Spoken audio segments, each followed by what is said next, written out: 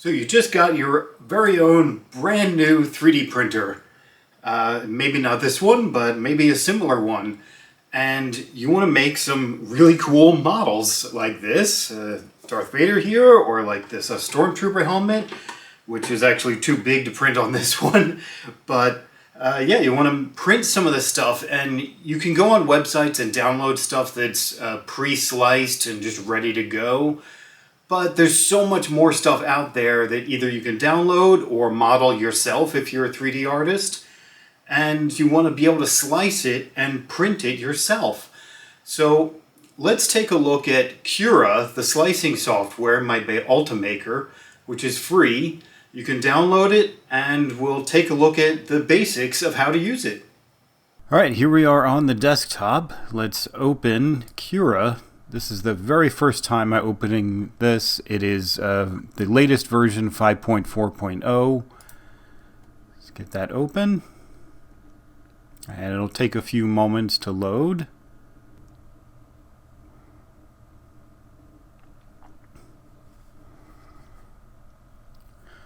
Okay, here we go. Get a welcome screen. Like I said, this is my first time opening it on this computer. Let's hit get started. Just agree to that. We have some other stuff we can skip through. No, I'm going to skip over that for now. Okay, so now we can add a printer. So we're going to add a non-Ultimaker printer. If you have an Ultimaker, you can do that. But I'm going to add this one. And let's go for, this is not a networked printer. This is a non-networked printer. Okay, and I'm going to scroll through here. If your printer is not listed, you can go to Custom and manually enter the information for it. But so I'm going to add the Creality Ender 3 V2. So I can scroll through all the brand names. So we'll get Creality 3D and scroll down, down, down. So here we go, Ender 3 / Ender 3 V2. Okay, next.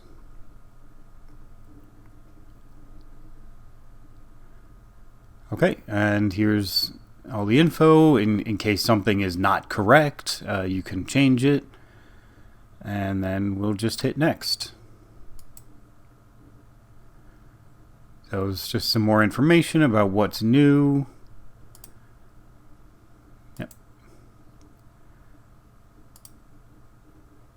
Okay, and the release notes will finish, and so we're ready to go, although configuration errors.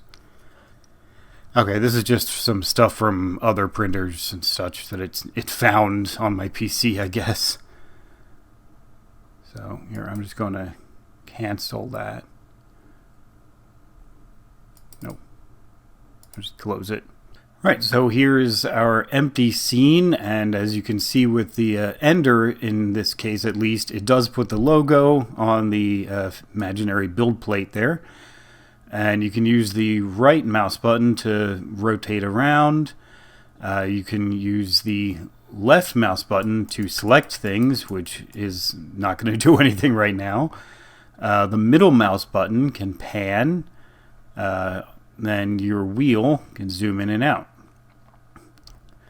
So up here we've got, this is your current machine. If you've got more than one printer, they'll be listed here and you can swap between them.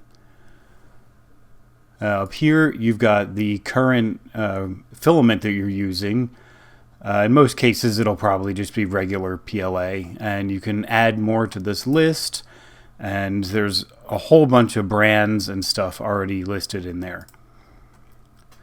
Over here, you can click this and we'll get all of our settings that you're going to be working with. And yeah, if you hover over them, it'll tell you what each of them does. But let's load our model. So here's our Cute Dinosaur we can load up.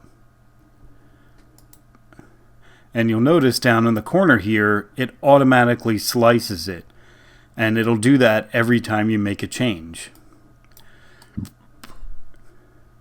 So right now he's really tiny. So let's click him. And over here we've got move. So you can use the gizmo here or just drag him around. Scale. Again, you can use scale. Or over here we have more specific, precise options. And then rotate and mirror if you want to make a mirror copy of him. And this one, I don't really use these too much. There's a model, there's settings you can do per model if you've got multiple models. And then here you can, there's a support blocker, which is not necessary, not important right now. But you can use it to block certain areas from getting supports. So let's scale him up. I'm going to say, I'm going to go pretty far, say 200%. There we go.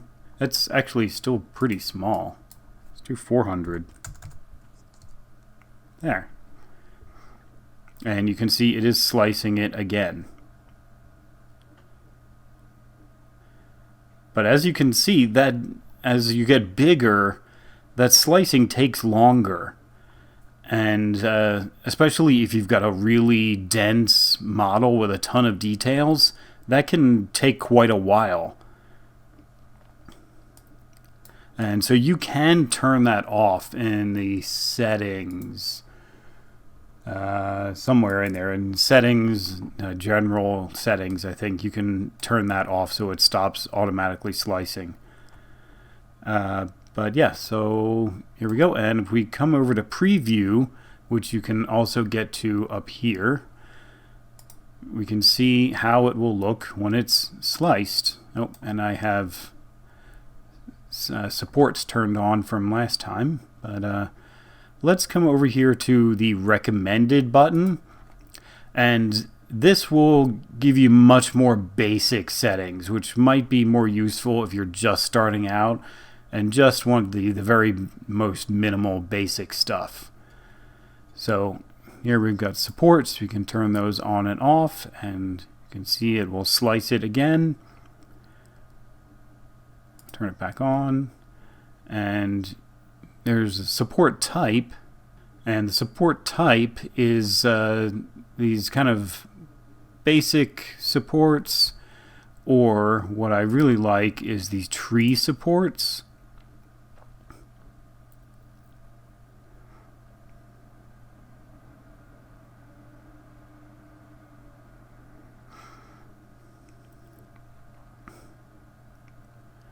So you see these, they kind of wrap around the model, and they use a lot less material, and they're easier to remove. So I really like these, and they're, in some cases they're even faster to print. So you can see it'll tell me that it'll take 4 minutes and 16 seconds, or 4 hours and 16 seconds. So let's look at the infill. Let's zoom in a little bit, and here we can see all of the layer lines that will be printed. And over here we can scroll this slider down and see inside the model. And so here's our infill density. So we can increase this, and this will use more material, and it'll take longer to print, but it might give you a little more structure or a little more weight that you might want. And we can see there it is now more dense. But let's bring it back down.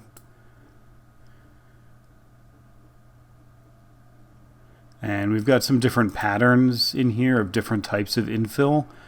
The one that I really like is the lightning infill. I use this for like almost everything.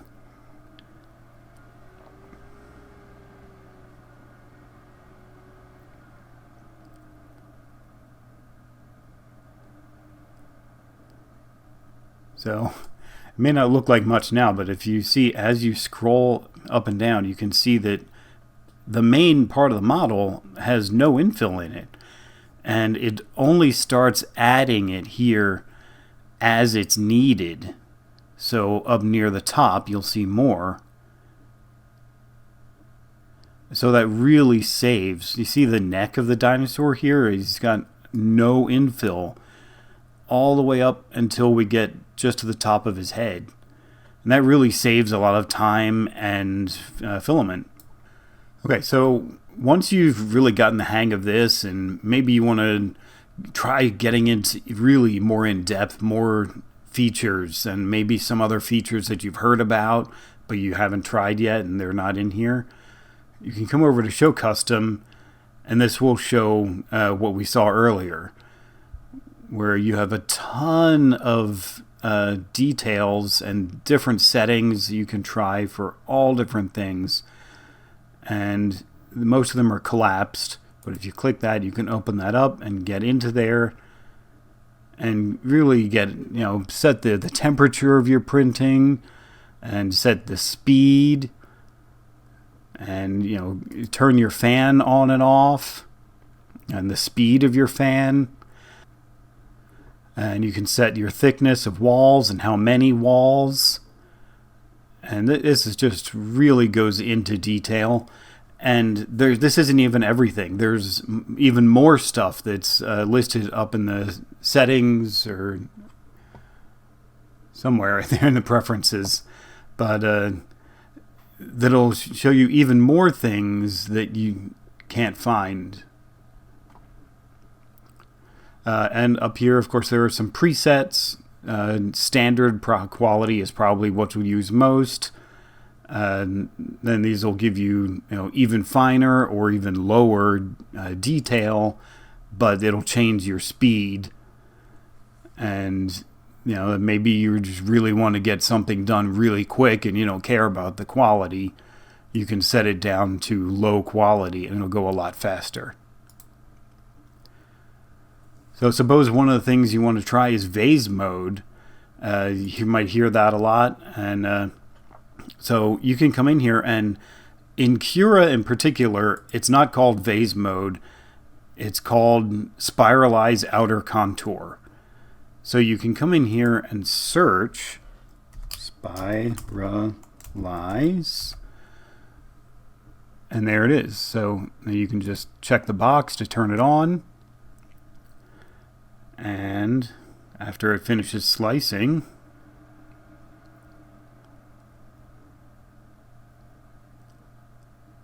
there we go. Now it may look pretty much the same, but you'll notice there's no infill and it's only one wall. The nozzle will just go in a circle all the way around, over and over in a spiral, kind of like a spring, until it gets to the top. However, it doesn't work for all models. In fact, in this one, you'll see there's some little errors here because it goes spirals to the top of this, and then it says, well, wait, there's more. I have to spiral up here. So in most cases, it's not ideal, but for things like vases, it works great. So let's turn that off. And if you want to get back to the rest of your settings, just hit the X there. Okay, and so I'm going to print out our little dinosaur, and we'll see how he comes out. All right, my dinosaur is finished printing. Let's take a look at him. I'll just bend this, and he should come up. There we go. And so, yeah, I did use the tree supports. I used lightning infill, and I decided to use a brim on the bottom for the bed adhesion because my first attempt failed when his leg here didn't come out. So, I can just break these away.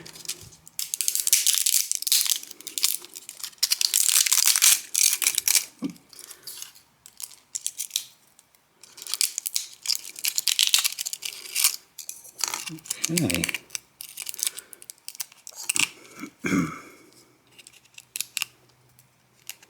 Yeah. A little bit more cleanup and he'll be good to go. It looks great. I decided to use this Polymaker Polyterra. Not sure if you can see that there, but it is a blue and yellow color. So it's two colors. So it's two colors, and I think it looks really cool. So that's it. I hope you learned something. And leave a comment below. Be sure to subscribe. And we'll see you next time.